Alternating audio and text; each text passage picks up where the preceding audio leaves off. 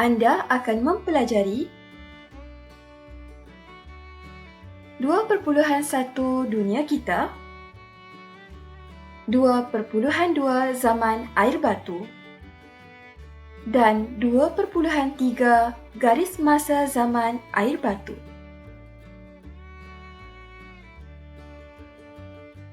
Jom kita lihat 2.1 dunia kita. Dunia pada hari ini wujud kesan daripada perubahan fizikal bumi yang berlaku semenjak jutaan tahun dahulu. Perubahan fizikal bumi dipengaruhi oleh iklim. Pada awalnya, bumi mengalami suhu yang amat sejuk. Bumi pada masa itu dikenali sebagai zaman air batu yang wujud dalam garis masa antara 2.5 juta tahun hingga 10,000 tahun.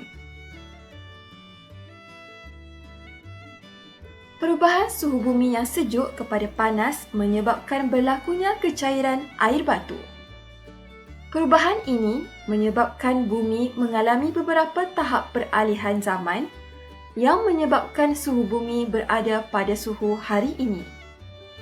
Bumi juga mengalami banyak perubahan dan perkembangan hidupan seperti yang wujud sehingga hari ini.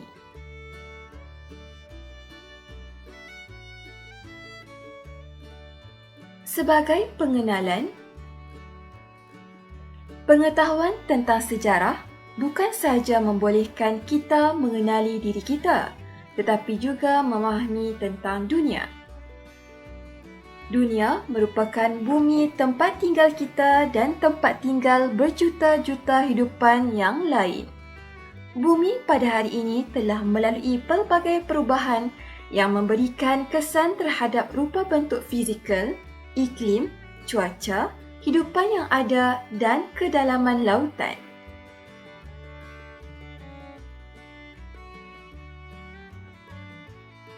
Kemajuan ilmu sains dan teknologi telah membantu manusia untuk mengetahui sejarah yang berlaku kepada bumi semenjak jutaan tahun dahulu.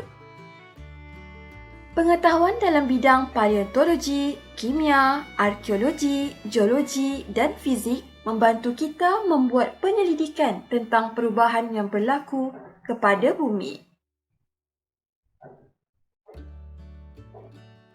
Geologi berasal daripada dua perkataan Greek iaitu geo yang bermaksud bumi dan logia bermaksud sains.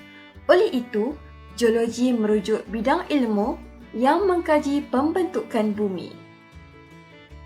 Paleontologi, bidang ilmu yang mengkaji organisma yang pernah hidup di bumi, sisa atau fosil yang telah terawet dalam sedimen binatang, tumbuhan dan bentuk-bentuk hidupan purbakala. Ahli sains menjangkakan bahawa usia bumi melebihi 4.6 bilion tahun. Bumi telah mengalami perubahan dari segi iklim dan fizikal semenjak bumi mula terbentuk. Terdapat binatang yang berbulu tebal seperti mammoth dan harimau bertaring panjang. Ini ialah bumi. Kutub Utara, Kutub Selatan, kawasan dilitupi air batu, kawasan daratan dan lautan.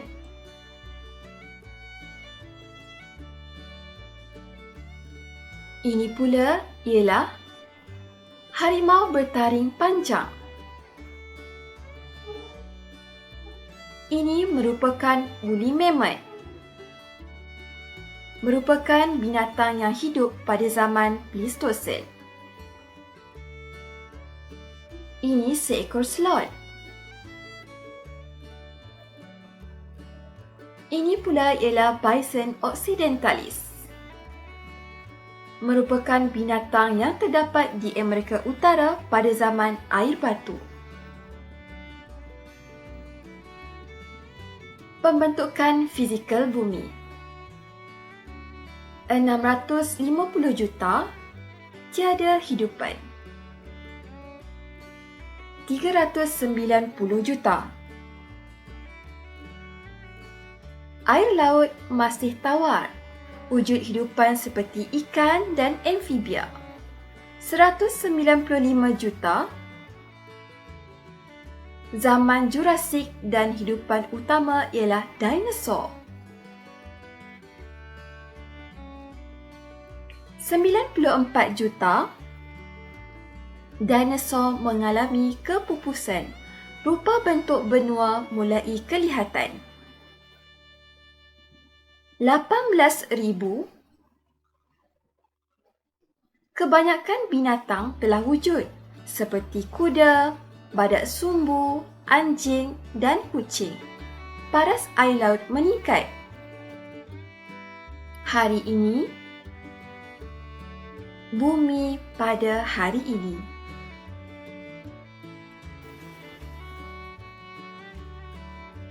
Daratan.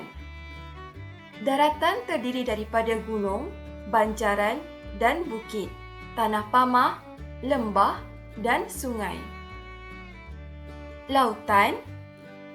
Lautan pula terdiri daripada laut, selat dan teluk. Terdapat 5 lautan di dunia, iaitu Lautan Pasifik, Lautan Atlantik, Lautan Hindi, Lautan Selatan dan Lautan Arktik. Selat. Selat pula merupakan kawasan perairan sempit yang memisahkan dua kawasan daratan. Teluk.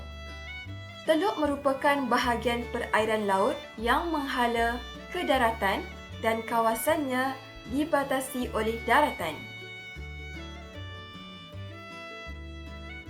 Ini ialah peta benua dan lautan.